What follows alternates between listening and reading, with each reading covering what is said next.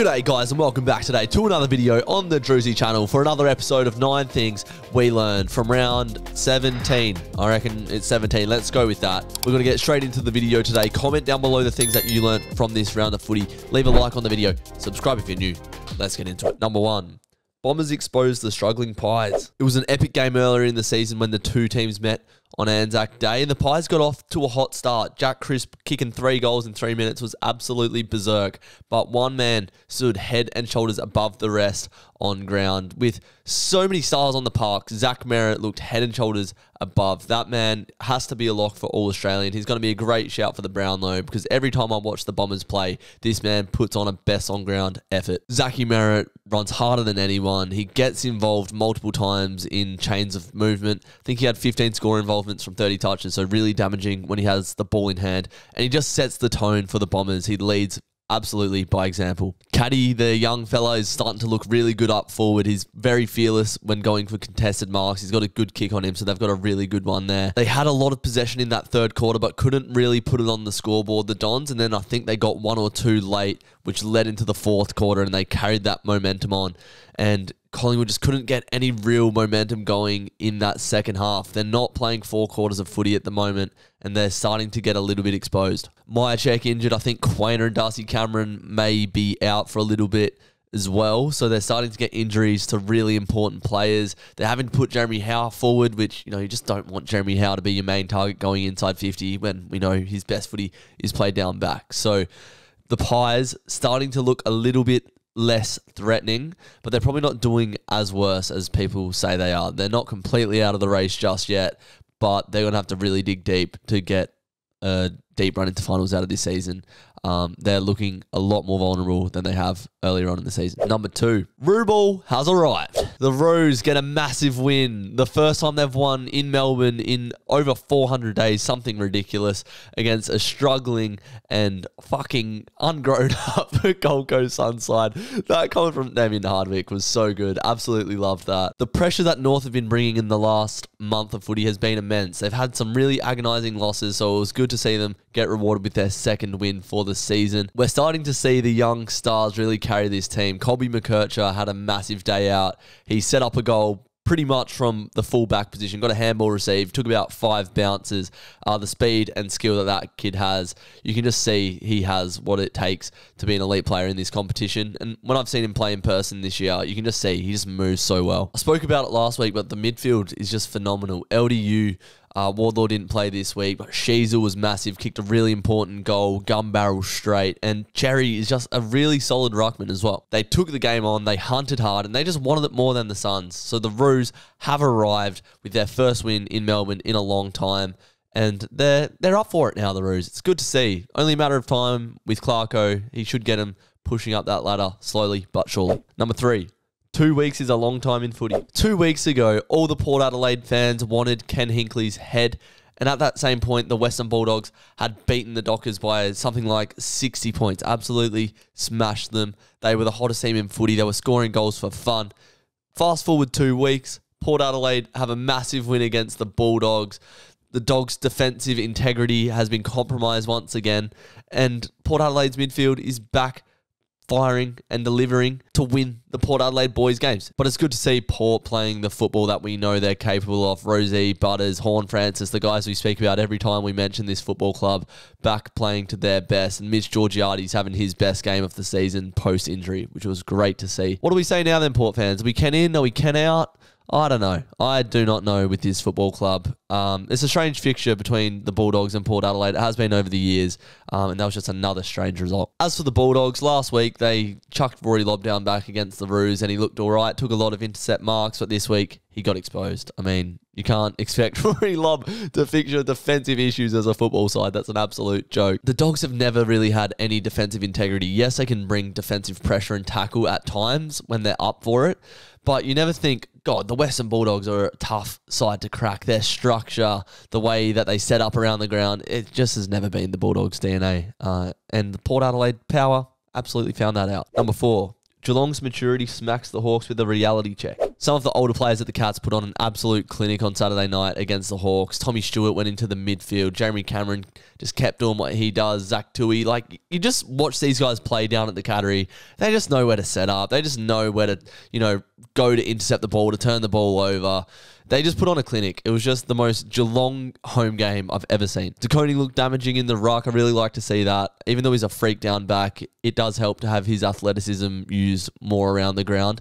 Jeffrey's down back. Very skillful player. Keep your eye on him. I think he's going to be a good one for the future. And Shannon Neal up forward looks a sure player. With Tom Hawkins nearing the end of his career, I hope we can see this guy get a consistent run of games because he could be the heir to Tomahawk's throne. The Hawks looked okay in parts. Like, it wasn't a matter of effort or lack of, attacking impetus, I suppose.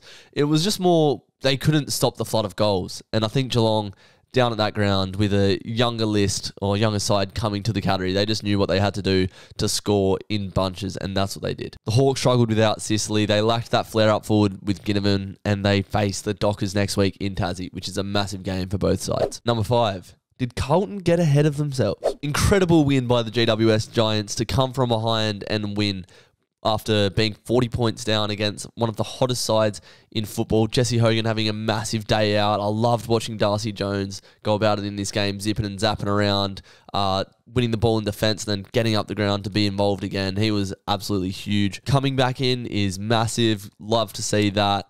And Finn Callahan, the Rolls Royce, man, makes playing football look easy. He was phenomenal as well. But Carlton's first quarter of football was as good of a quarter you could see. Like, we've been speaking about Carlton as, that second seed or first seed, Sydney, Carlton, whatever. They're the ones that are going to be in the grand final by pretty much everyone's opinion at the moment. And the whole footy world is just absolutely glazing over Carlton. Wow, Carlton, you're so good. All this and that, which they have earned because they've been phenomenal this year.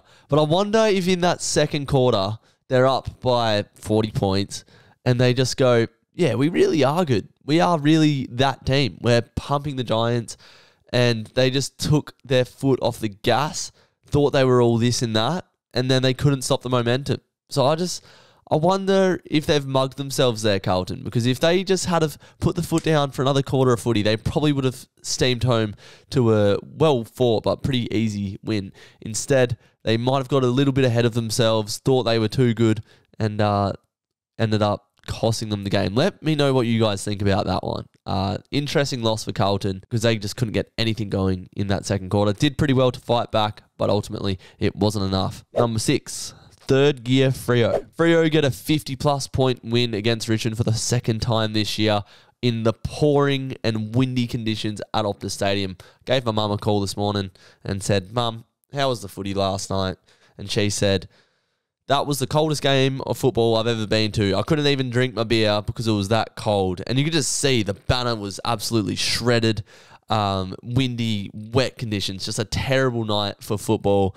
But the Dockers got the job done by a comfortable margin. Last week, we saw the Dockers play at a high-octane pace, really tough, pressure through the roof to get that win against Sydney. And that's what you have to do to play against the best sides. But our last 2 home games have been a little bit underwhelming. Now, I don't want to complain about a 50-point win at home. I'll take that every day of the week. I just thought we could have been a little bit more ruthless in the Gold Coast and Richmond game, where we knew we had control of the game. So maybe we just stayed in third gear, where we really could have ramped it up, gone for that percentage, and just gone in for the kill when we smelt blood. I think that is our next step as a football side.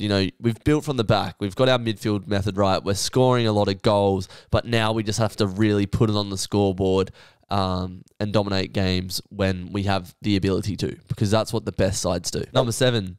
The WA boys leading the next generation of the Ds. All I can say is I hope some of these boys get homesick and want to play for the Dockers, because the Ds have so many stars on their list that have come out of the WA footy factory. Colton Tholstrop kicking 2 goals and getting into West Coast. I absolutely love to see that. Got to train him at the State Academy a few years ago. He's a great lad. Tajwo Woden, Jacob Van Rooyen kicking 4 goals, taking big marks. Another product of WA, grew up a Freo fan. Judd McVee has been an absolute jet down back this year for the Ds. So composed on the ball. great foot skills, just has been, yeah, a really improved player this season, Judd McVee. And then you got Trent Rivers, whose push into the midfield has been a massive success. One of the best on ground today, 29 touches. And yeah, has just looked really good as soon as he's taken that leap from halfback into the guts. And this is the future of the Ds. They've started to play a lot more youth, and all these WA boys are going to be a massive part of the Ds' future. So it's good to see. I like the Ds, and it's good to see the WA boys applying their trade at the MCG. Number 8. The Bloods can bleed. The first half looked like a Swans procession. They just looked like they were going to pull away to a comfortable win against the Saints, who you'd expect the Swans to beat. But in the second half, the Saints come out and played like their lives depended on it. Played their best half of footy that I've seen probably all year. Wilkie back to his absolute best, taking massive marks, applying pressure, just doing his job down back all day long. Hill, Henry, Wanganeen Miller, Darcy Wilson, these running types were massive all day as well. No Max King in the side today, and does that ponder the question, do they operate better without Max King? Jack Higgins had a massive day, Rowan Marshall kicked a couple goals. Can they figure it out without Max King? It's a big thought to have for the Saints, I reckon, because he just hasn't been able to get going his whole time at St Kilda, really, other than maybe one half-decent season. But it's interesting. 2 weeks in a row, the Swans have lost. So there is clearly a method to beat Sydney, who are the top seed, still 2 games clear on top. But I feel like if you can just stop the momentum of the Swans, they've got star players who at some point are going to do crazy things. You can't stop the ball falling into the hands of Chad Warner and him just absolutely running through the guts and doing crazy things. Guys like Papley and obviously Heaney.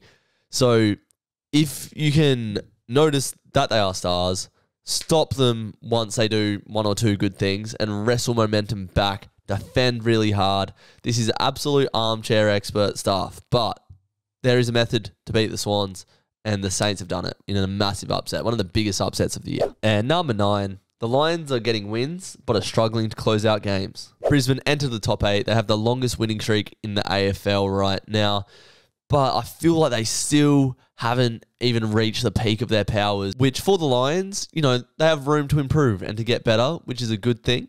But when you can't close out games against the 14th or 12th place Demons and the Crows, they struggle to close out against the Saints, all at home. You just know that they're not at the level that they were at last year. And this is a negative view because, you know, they've had a massive winning streak, but I feel like they still have a lot of room for improvement. They just need to take it to that next level. They're a little bit easy to score against and just get it into the inside 50 in transition at the moment. If they're going to go for another grand final push, they need to be harder to score against. We know they have a lot of scoring power, but they have levels to go, and they need to learn to close out games and put teams to the sword. I know they beat the Power last week by a big margin, but there's been a few times this year where they just haven't been able to close out games. That's going to wrap up 9 things we learned from round 17. But before you click off the video, if you could leave a like to help support the channel, subscribe if you're new, and comment down below the things that you learned from this round of footy, that would be magnificent. More content coming out on the channel very soon. We are in the depths of football season, 8 weeks to go, and we are in finals. So let's ride this out. I appreciate you watching, and I'll see you in the next video. Until then, take care, you plonkers.